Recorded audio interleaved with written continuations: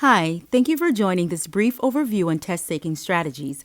My name is Tanisha Delph, founder and tutor of EnvisionPass. Test-taking strategies play an integral role in successfully passing the ASWB exam. Now, the ASWB exam is structured to test your cognitive skills and competency as a social worker.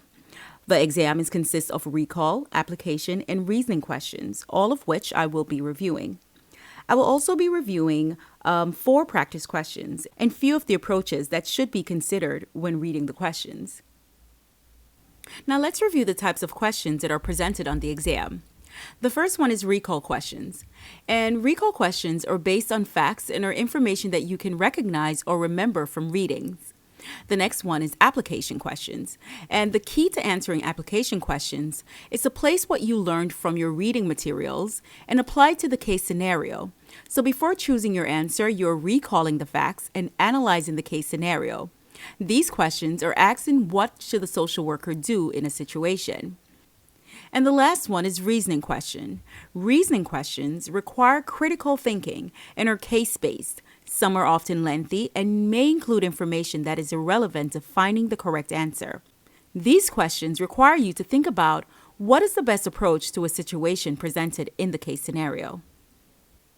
Now let's look at some examples. The first question is a recall question. If a client is diagnosed with anxiety, which medication will he or she most likely be taking? A. Oxycodone, B. Atorvastatin, C. Alprazolam, or D. Allopurinol. You can pause this video to review the question and identify the answer. So the answer here is C. Alprazolam. Identifying the keyword is a very important strategy, and the keyword here is anxiety. It is very important to review both the generic and brand name of the medication, as well as their category or class and common side effects. In this case, the generic name, Alprazolam, and a brand name Xanax are presented. If they were to ask questions pertaining to which category or class this medication falls under, the answer would be benzodiazepine, which is used to treat anxiety.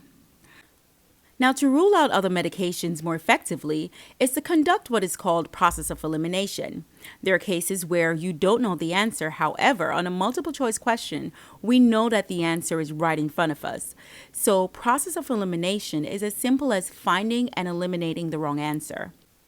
Now, if you had conducted a detailed study on psychotropic medications, then you will be able to rule out oxycodone because oxycodone is not a psychotropic medication. This drug is used to treat severe pain. You would also rule out atorvastatin because this is also not a psychotropic medication. Atorvastatin is used to manage cholesterol.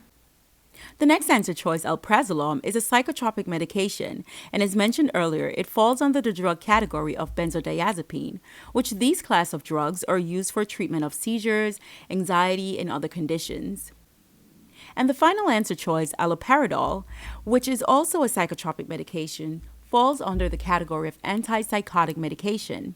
Now, under antipsychotic medication, we have what's called the typical and the atypical medications. Aldol is a typical medication, which is a first-generation drug, and atypical is a second-generation type of drugs. So overall, the antipsychotic medications, both typical and atypical, are used for treating schizophrenia, Tourette syndrome, and alleviating psychotic symptoms. On the exam, one of the most common side effects for the antipsychotic typical medications is what's called tardive dyskinesia, which causes involuntary rhythmic movement of the face, jaw, mouth, and tongue. So once you completed your process of elimination, the obvious answer choice here is C. It also doesn't hurt to take an educated guess if you have not fully studied or retained information on psychotropic medications. Now let's take a look at an application question. A social worker is assigned a client who reports that she's 4 weeks pregnant and is very stressed. The client tells a social worker that her boyfriend gets her so upset that she would storm out of the house. I am sick of him. He brings out the worst in me. The client states that she was so upset that she drank a beer or two. The social worker tells the client that drinking alcohol could harm the fetus. What should the social worker do next? A. Make a report to Child Protective Agency. B, refer the client to Alcohol Anonymous. C, refer the client for substance abuse treatment. Or D, contact the client's OBGYN and discuss concerns. Now go ahead and pause this video to review the question and identify the answer. And the answer here is C, refer the client for substance abuse treatment. Now the main points in this question are: 1, the client is 4 weeks pregnant and she is very stressed. And 2, the next important point is the question in quotation, "I'm sick of him, he brings out the worst in me," which causes her to drink a beer or two. Now, the social worker tells the client that drinking alcohol could harm the fetus. And the key here is that the woman is pregnant and she's drinking alcohol. So the social worker is playing a role of an educator and is providing psychoeducation on the effects of alcohol. Now, 3, the qualifier, next. It's asking, what should the social worker do next? This is also important. This is asking you what had already transpired during the session, which is, in this case, the social worker providing psychoeducation to the client. So the next and most important step is to refer her for substance abuse treatment. Now, making a report to Child Protective Agency is not applicable at this time. There are some states where prenatal drug exposure can provide grounds for terminating parental rights, as well as states that require healthcare professionals to report prenatal drug exposure for evidence in child welfare proceedings. But overall, once the baby is born, healthcare providers are required to notify Child Protective Services if the infant is affected by illegal substances, which also includes alcohol.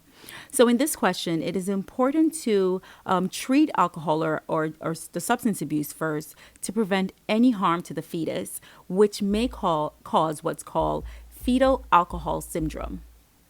Now, the next answer choice, B, referring the client to Alcohol Anonymous meeting, should be done during the time the client is in drug treatment or is in recovery to maintain abstinence. And D, contacting the client's OBGYN and discussing concerns is not the next step. This, however, can be done if the client provides consent. So if you notice, all of the answer choices could be a possibility, but keep in mind that first and next questions are sequential qualifiers. So you can place the answer choices in the order of importance or priority.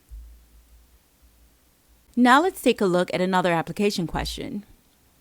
A hospital social worker meets with a mother who reports that for the past 4 weeks, her 2-year-old daughter has experienced headaches and refused to go to daycare. The mother states that she worries about her daughter who has difficulty sleeping. Which of the following best describe this issue? A, the mother waited too long to take the child to the hospital. B, the child may have suffered trauma when left alone with unfamiliar people. C, the child has separation anxiety, which is an age-appropriate behavior. Or D, this is an enmeshed family and the daughter and mother are experiencing anxiety. So once again, go ahead and pause this video to review the question and identify the answer. Now the answer here is C. The child has separation anxiety, which is an age-appropriate behavior. In this question, it is important to pay close attention to the client's age, duration, and symptoms. All of these are symptoms of separation anxiety, which is a normal age-appropriate behavior. Because children are so distressed, there may be physical complaints, which may also be imagined, and this is a way to justify staying home. Knowing the age, duration, and symptoms of a disorder will help you to find the correct answer. Now let's take a look at a reasoning question. A teacher brought a 10-year-old boy to a school social worker after noticing the boy's inability to sit still, often disruptive in class, and finds it difficult to stay focused and maintain attention on his work. The teacher stated that the parents are aware of the child's behavior. What should the social worker do next? A, meet the parents and discuss these concerns. B, refer the child for an evaluation. C, inform the teacher that this is a normal age-appropriate behavior. Or D, discuss the options of medication management. Now go ahead and pause this video to review the question and identify the correct answer. And the answer here is B.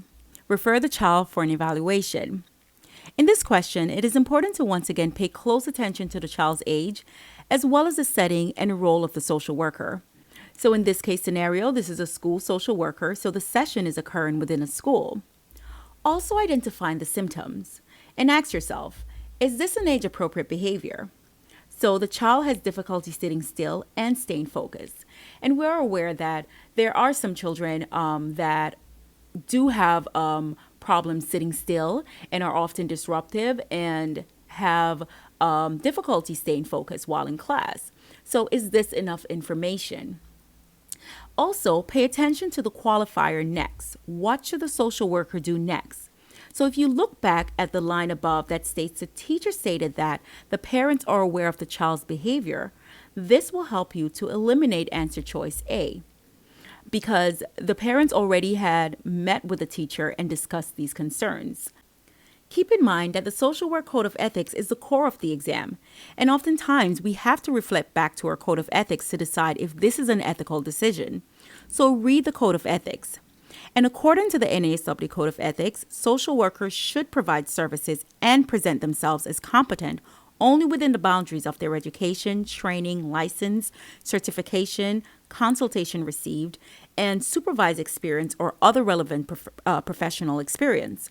Now, in this case, the social worker must refer the child for further evaluation and not determine that this is an age-appropriate behavior, nor to discuss any medication management. So this is only a basic review of test-taking strategies that can be used to eliminate answer choices. So let's review. 1. Read the questions and answer choices carefully and determine which step is most appropriate and avoid jumping to conclusion. 2. Keep in mind that the age, who the client is, such as individual, family, group, or community, their diagnosis, the symptoms, duration, their culture, the setting, and role of the social worker are all relevant to finding the correct answer. 3. Process of elimination. In multiple choice questions, what you're doing is finding the wrong answer choice first. So once you finish reading the question and understand its meaning, you're looking at the answer choice and eliminating what is wrong. 4. First and next are sequential qualifiers. After eliminating one or more answers, you can place the answer choices in order. Please keep in mind, and as often reiterated, the exam is based on what you have learned in your readings and not your personal or professional experience. Remember to think positive and visualize passing the exam. Visualize your future with your license.